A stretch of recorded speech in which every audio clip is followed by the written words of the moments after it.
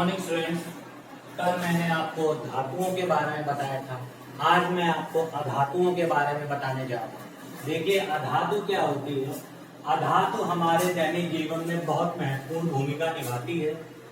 Protein, वसा, carbohydrate जैसे कार्बनिक यौगिक जीवित जीवों की वृद्धि और विकास के लिए आवश्यक होते हैं। देखिए, हमारे शरीर की वृद्धि और अगर विकास संपूर्ण रूप से चाहिए तो हमको प्रोटीन, वसा, कार्बोहाइड्रेट आदि जैसे कार्बनिक यौगिकों की आवश्यकता बहुत होती है। इसी प्रकार सभी गैसें जो कि अधातु होती हैं, सभी गैसों में से ऑक्सीजन एक ऐसी अधातु है जिसकी मौजूदगी हमारे जीवन के लिए बहुत आवश्यक होती है। तो अधातु के बारे में हमने क्या जाना कि अधातु हमारे दैनिक जीवन में बहुत महत्वपूर्ण भूमिका निभाती है।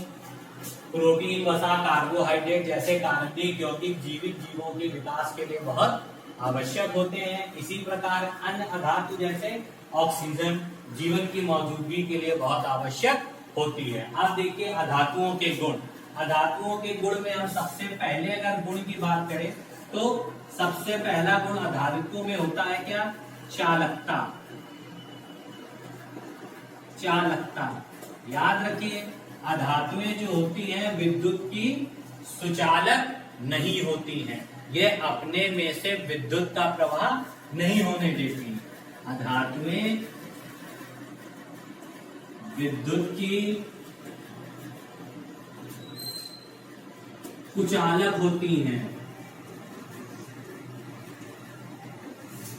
होती हैं यह अपने से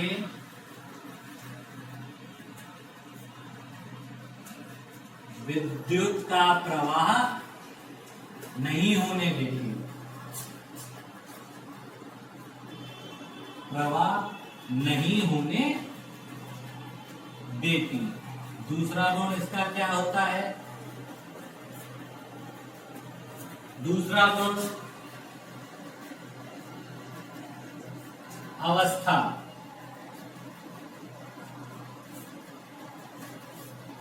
अधातुएं जो होती हैं वो कक्ष ताप पर ठोस, द्रव तथा गैस तीनों अवस्थाओं में पाई जाती हैं। याद रखिए, अधातु कक्ष ताप पर ठोस, द्रव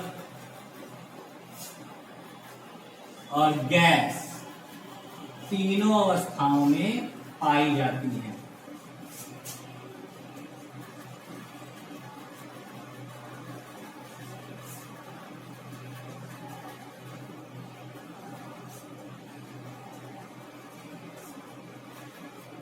तीसरा गुण गलनांक। याद रखिए,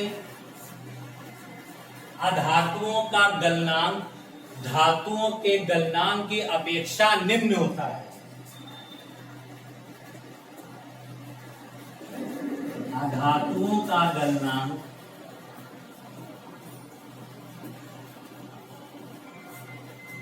धातुओं की अपेक्षा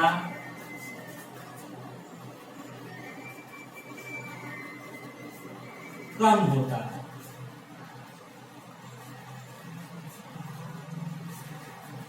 नंबर 4 तन्यता।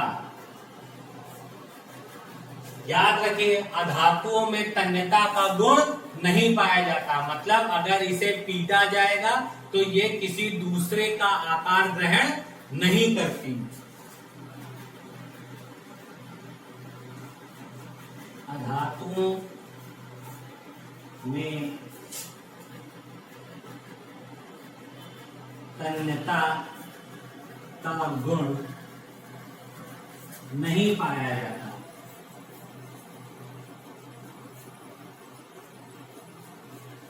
तो नंबर चौथे गुण की अगर हम बात करें तो चौथा गुण हमारा हो गया। नंबर 5वें गुण की बात करें, मैं यहां लिख देता हूं 5वां गुण कठोरता।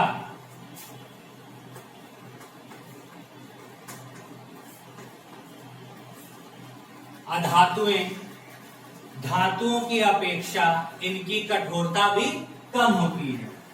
अधातुओं की कठोरता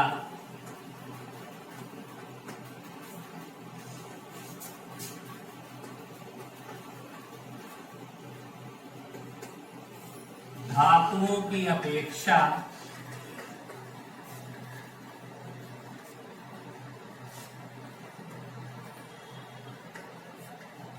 कम होती है। तो आप लोग याद रखिए, चालकता, अवस्थान, गलनांक, तन्यता तथा कठोरता, ये 5 गुण मैंने बताए हैं जो अधातुओं में मुख्य रूप से पाए जाते हैं, जो कि इनको धातुओं से भिन्न करते हैं। तो अब आप लोगों को धातु अधातु के सभी भौतिक गुण समझ में आ गए। ये जो मैंने गुण बताए थे ये सारे भौतिक गुण होते हैं।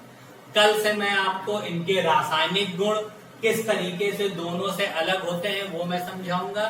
अब ये सारा वर्क आप लोग ध्यान से पढ़ लीजिएगा, जिससे मुझे इसको दोबारा आपको समझाने में कोई दिक्कत हो तो मैं समझा तो दूंगा, पर कोशिश करिएगा कि आप लोग इसको अच्छी तरीके से तैयार कर लें। चलिए, थैंक यू।